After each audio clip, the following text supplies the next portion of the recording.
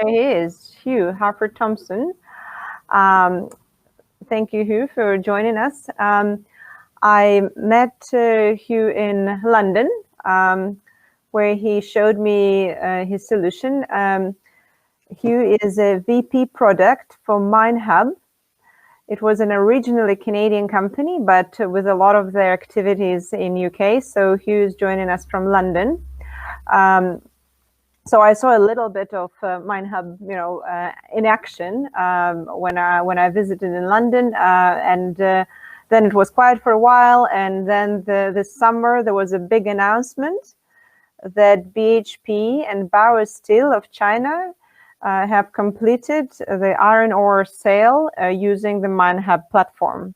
So that was an amazing news, and we'll be delighted to hear what else is new with Minehub. Fantastic, thank you very much. I think, Tanya, you need to allow me to share my screen. It says somebody's already sharing. Yeah, probably Annika needs to stop sharing. Okay, just a sec. Annika is not a presenter anymore. You should be able to share. It's where there are two. Yeah, it says somebody is already sharing their screen. Oh, okay. See. Okay, it's working now, I think. Yeah. Oh, yeah. Okay. I think.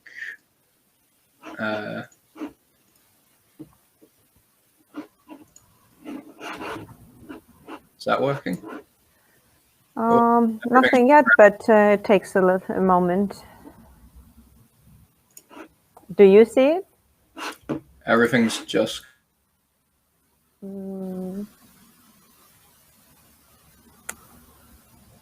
Oh, we lost him as a presenter. That's not good. I think Hugh must have been thrown out the conference. Maybe connections issue. Not a tragedy. I do have his full presentation in case it does not work. But hopefully we will have him alive. No, don't see him yet. After this is our last presentation of the day. We will have a short Q&A session with a expert panel. I see Tony has joined us. Annika stayed with us. Thank you. I don't know who else. Okay. Okay. All right. You, please. Yeah, a presenter. We have a number of questions, and there will be a number of recommendations, hopefully. Okay. Here we can see you again. Yeah. Okay. Something is happening. Yeah, we see your screen now. My screen, perfect. So you should now see the full screen. Is that correct? Yeah, that looks good. Okay, I'm turning off, and you go ahead. Apologies for the technical issues. So good morning, good afternoon, good evening, depending where you're dialing in from, I suppose. Thanks for the introduction, Tanya. I'm Hugh HalfordThompson, VP of Product here at Minehub. We are still a Canadian company. But yeah, as you say, we have operations, most of the team here in Europe, but also out in Vancouver, out in Shanghai. We do a lot of work in Singapore, and a few other places. Minehub is a platform business where we are fundamentally transforming the way that transactions in the mineral supply chains are operated. If I go to my next slide. It's not working. This will work. Okay. There we go. So you should now be able to see my next slide. Please tell me if you can't, Tanya. But yeah, although the company was formed in 2018, for me, it's actually a continuation of work I started in 2015 in my previous company. There I led a project with Visa initially, the card company, and 6 major banks. And we were looking at how the then brand new blockchain technology could help create a smoother interbank communication and settlement process. That was fairly early on in the technology. I did another project in 2017 where I led a cross-industry initiative called One Office, where we were focused on realizing paperless settlement in pipeline gas trades, initially in Europe and then in the US, again using blockchain technology. And there I was working with a group of 9 of the top 12 gas traders in Europe, including a couple of the oil majors, in fact, several oil majors, to transform the way post-trade settlement is conducted. Now, at Minehub, we are still a nimble startup, but we're working with some of the largest companies in the mining industry, dealing with post-trade settlement of mining and metals, and really validating with some of the largest companies in the industry, validating and refining our value proposition with them. And what I find really interesting is the number of similarities that Minehub has with these 2 other projects. They're projects in completely different industries. They're projects that solve fundamentally different issues. But it's not just Minehub and the work I did with One Office and Visa. It's actually Minehub and a lot of other projects in a huge number of industries, where blockchain technology is enabling new ways of doing business. So today I want to talk to you about how enterprise systems have evolved over the years, how the convergence of different technologies of blockchains, containerization, infrastructure as a service, and other technologies can now start to unlock transformation and automation at an industry level rather than a company level, as well as how this applies in the metals and mining world.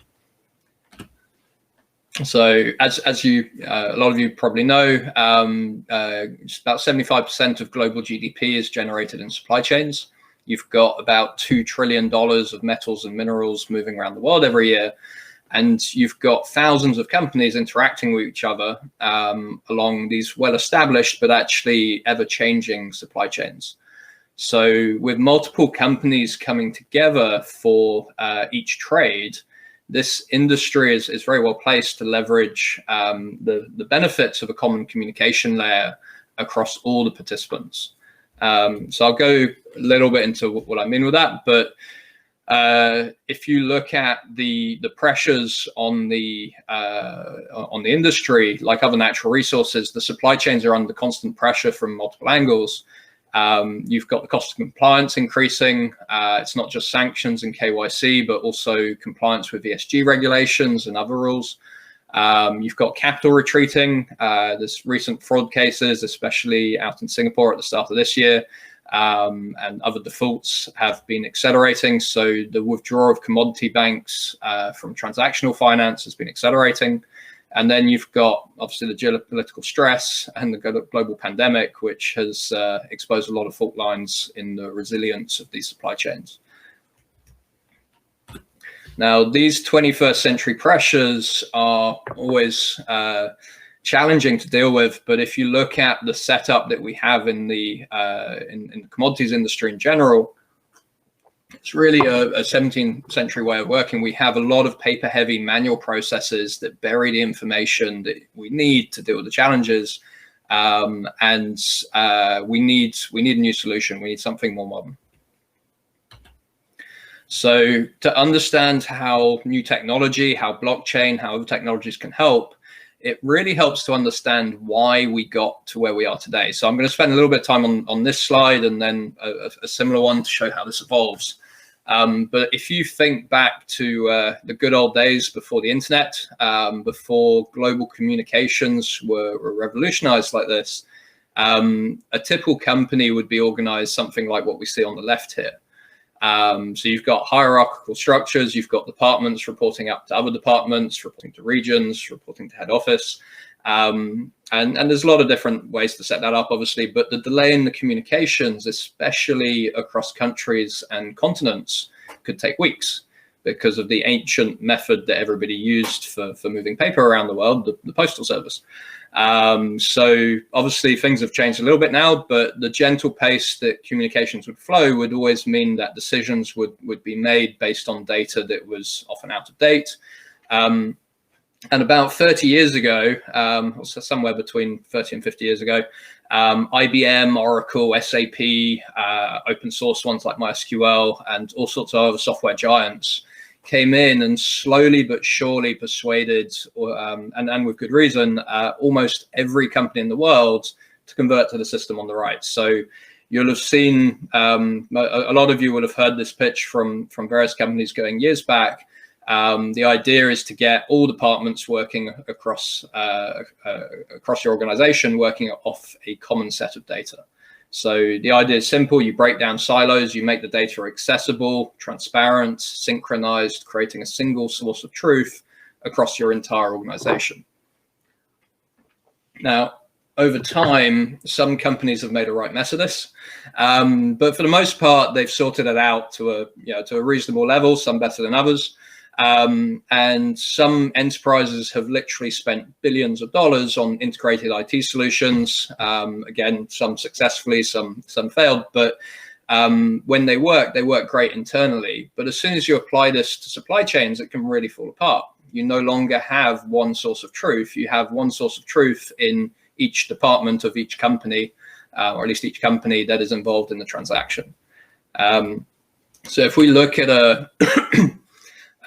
an example settlement of a transaction, and I think this is of a copper trade, this one, between Kenya and the Netherlands, you've got 30 organizations, you've got about 100 people doing 200 interactions over the course of a month.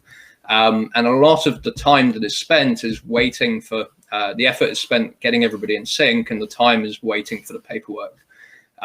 So these transactions concern the sale and purchase of high value goods.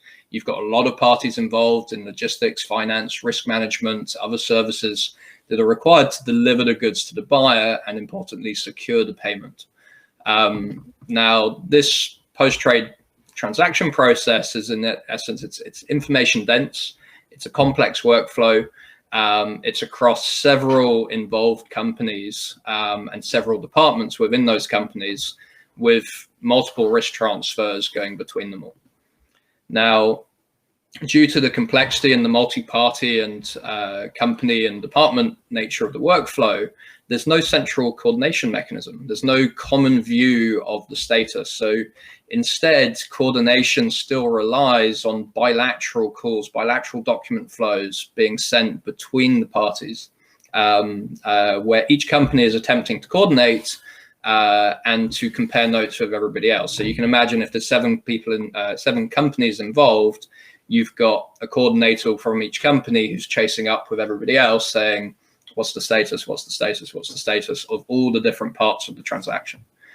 So email and chat have sped things up, but it's also actually increased the risk and complexity, because you've now got multiple versions of information that need to be reconciled and checked across multiple channels, across multiple companies.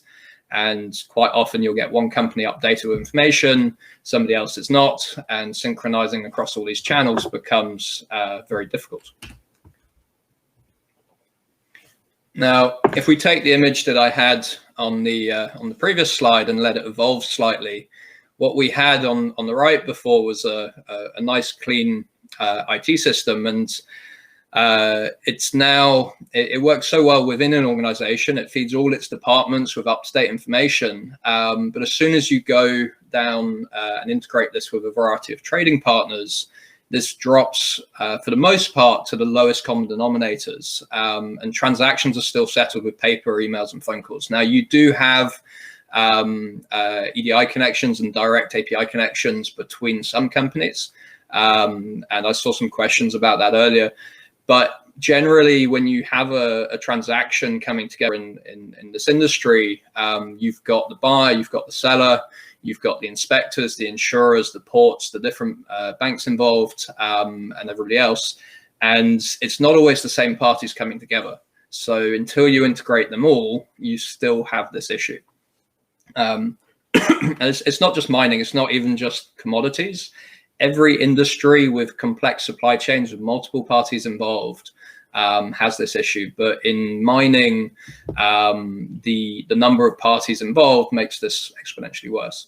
And the ever-evolving nature of the groups of parties coming together for a transaction. So if you look on the right here, if you have a common platform connecting everybody together, obviously you'll get a massive efficiency gain. You can establish standards. You can have new apps and services built on top of this and connecting to these platforms. And what was once an unreliable mess can start being codified and automated. Now, codifying it or automating it is really important, because once you get something automated, and once you can rely on the data to a point where you know that if you have the data, this is definitely the latest copy, then you can start building internal services or other services on top of that, and you can start focusing on higher value items. So this has already happened in a lot of industries where you've got high frequency trading. If you want to trade super fast, then what's happened is a central data holder has effectively been forced into the industry, often created by the industry members, but they're not wanted entirely. So there's a sacrifice that's being made there where everybody knows that they're creating a monopoly, but at the same time, they need to be able to trade that quickly, so they're going to do it. Now, in lower frequency environments, trading environments like metals, like commodities, there's no central repositories like this. Those pressures haven't been big enough to overcome the want to not have a monopoly. Now, with blockchain technology, with containerization, infrastructure as a service, all of this converging, you can actually change this model in all sorts of industries. And you can enable data creators to remain in control. They own their data, they control what's done with it, rather than handing it over to a central entity. And importantly, what I mean by that is not that you have a contract with a central entity that defines how the data is controlled and they're closely regulated and trusted. It's actually that you control it in your own environment. And even if the contract was all ripped up, that central party doesn't have access at all. Now, if you combine these technologies and deploy it in the right way, you can get that next generation connectivity that you want, and you can enable the benefits of automation and reliability that you get from a central system like SAP, Oracle, whatever system you want as your central database within your company. But you can deliver those benefits across an entire industry and integrate with all your peers using that. So if I look at if I look at this technology, some of the advantage it can give, you can get a coordination service for the settlement of a transaction that's always based on shared real-time information. And using that, we can start tackling the inefficiency, the lack of transparency, the vulnerabilities in the processes. This is what we've been doing at Minehub. With Minehub, we allow parties that are involved in a transaction to effectively create and use a common source of truth, which is then continuously updated as the transaction progresses. And then this in turn integrates with the operations teams and the processes of the companies, of all the different departments in these different companies, integrates them into a common workflow, which is coordinated by our platform. Now that our platform then effectively becomes a tireless sort of 24/7 digital transaction manager or transaction coordinator, and makes sure that everybody is up to date, everybody knows the latest copy of the data, but also knows the status of the transaction and knows what they need to do and when. So this isn't unlike ERP, but rather than doing that within an enterprise, we're now applying this at a whole industry level. Now, visibility between companies is obviously very commercially sensitive. So for anyone doing this, it should be no surprise that one of the biggest issues that they will face is, or biggest challenges, is around data privacy, data security, and data governance, and residency as well. And you really have to ensure, I've said this already, but that the data owners are in full control with the data on their servers, if they so wish. And then they've got full control of access, resident security, everything around that. So they shouldn't be handing over trust to a central party for that. For Minehub, We, smaller companies may not want to host it, so we can host for them. But for companies that want to do it themselves, we won't have access to the data, and we don't want it. The data must be held within the client's own environment. So in the mining industry, these on the slide here are some of the areas that I see being affected first. It covers a lot of departments and a lot of companies. I mean, that should be of no surprise, because blockchain technology is effectively a new communication tool. And as each of these processes gets integrated, you'll start to see a wealth of services that start being built on top of it. Some will be small, but with profound impacts, like the ability to create an index feed as a set of peers rather than for a central provider. And there's obviously a lot of challenges around that, but there's a lot of people in different industries and different companies starting to do that. Others could impact the way companies market to each other, or when they choose to share information. Others still are impossible to predict. So at this point, and you'll start to see app stores appear on top of these different platforms. We're building one on top of Minehub, and you'll get a wide range of services that come in once the core data in a transaction can be really relied upon. So from my side, from my background, I'm not making this up. I'm working on a daily basis with some of the largest companies in the industry, validating new solutions and collaborating with them. The work we do at Minehub includes a number of companies that are #1 in their industry on the left here, like the work that you mentioned, Tanya, that we're doing with BHP and China Baowu. But we also work with other major companies as well as SMEs, some of which are described on the right here. And that comes to the end of my talk. So thank you very much. And yeah, if you would like to get in touch, please call or email me. My contact details are on the slide here. I'm on UK time zone for anyone calling. But yeah, thank you very much. And please fire away with questions. I'll try and find the question box. Okay. I see here a question that comes, I think, from Tony, our speaker. How do you manage the conflict between the need to standardize an operational process versus the actual physical diversity of operational assets on the ground? So we are,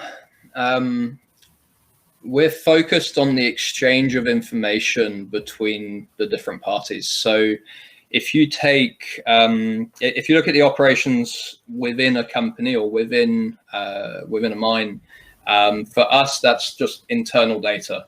So we're not dealing with that so much. We actually do have some companies, especially some of the smaller companies we work with, who are starting to manage their inventory on Minehub, starting to use us a little bit as an ERP solution. But we're not intending to go too far there. The idea for us is when you want to share that inventory, when you want to share your transaction agreement, when you want to share documents and data with your buyers, with your banks, your insurers, whoever it is, then you can expose that through Minehub. Now, the different types of products will have different quality assessments that assayors need to do, for example. So each company can define their products and define what's being measured within that. Now, that's something that works great. You make it all custom, but then on the other side, you need to standardize. So what we're doing is saying, well, we want to make sure that if somebody is measuring copper, it's CU spelt the same way. It's not translated. I can't think of other examples in different languages, but you know, chlorine wouldn't be chlor in French, for example. We'd make sure in the back end it's all stored in the same standard way. So we're making some of our data will be a sort of global static data that we share with everyone. And if you want to add a new type of element or compound that you're measuring, or if you want to add a new country to the list of countries, You effectively feed that in through us. We'll check that there's no double entry that you can already use, and then we'll add it straight in. So that helps to standardize. But it's a soft. We want to push for standardization, but it's a soft push, in that if somebody wants to put a custom agreement in, like we can say, well, this is what most people use for copper concentrates. This is what most people use for iron ore. But if you need your own fields, go ahead and change it. Okay.